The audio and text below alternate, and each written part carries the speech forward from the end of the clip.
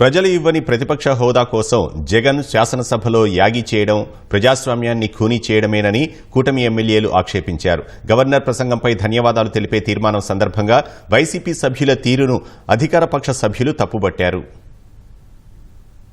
1983 ఆ సమయంలో అధ్యక్ష భారతీయ జనతా పార్టీకి ఉన్నటువంటి సంఖ్యాబలం ఎంత అధ్యక్ష? ఇద్దరు సభ్యులు ఉండేవాళ్ళు అధ్యక్ష. వాజ్పేయి గారు, ఎల్కే అద్వానీ గారు. ఆ రోజు ప్రతిపక్ష హోదా లేకుండా దేశ సమస్యల్ని సమర్థవంతంగా ఆనాడు మరి పార్లమెంట్ లో ప్రస్తావించినటువంటి సందర్భాలు ఎన్నో చూసాం అధ్యక్ష.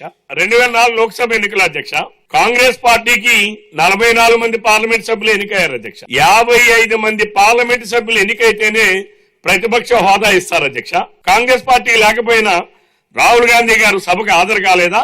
ప్రజా సమస్యలను ప్రస్తావించలేదా? జగన్మోహన్ రెడ్డి గారు మరి వారి ఇష్టాని రీతిలో వారి సభ్యులందరినీ గవర్నర్ గారు దీనికి అడ్డంగా నిలబడండి అని చెప్పి ఆయనే సైకిల్ చేసి పంపించడం, ప్రజలు ఇచ్చిన మ్యాండేట్ ను కూడా తిరస్కరిస్తున్నారంటే రేపు 11 సీట్లు కూడా అనరుడు అధ్యక్ష. కేవలం నిన్న ఏదో తన సభ్యత్వం పోతుందేమో, 60 రోజులు మించిపోతే పోతుందేమో, దాన్ని రెన్యూవల్ చేసుకోవడానికి వచ్చారు తప్ప నేను హాజరయ్యారు. ఈ రోజేమో సభలోనేమో ఎగ్గొట్టారు అధ్యక్ష. నిన్న సభలో వారి ప్రవర్తన చాలా అసహ్యంగా ఉంది. గత అసెంబ్లీ సెషన్స్ కి రాలేదు, ప్రజల గురించి పట్టించుకోలేదు, ఈ 9 నెలల్లో ఏ రోజు ప్రజల గురించి ఆలోచించలేదు. మళ్ళీ రాష్ట్ర గవర్నర్ గారు చేస్తున్న ప్రసంగాన్ని అడ్డుపడుతూ ఖచ్చితంగా మళ్ళీ ఇంకొకసారి ఒక జోకర్గా ఆయన మిగిలాడని ప్రజలు ఈరోజు చెప్తున్నారు అధ్యక్ష.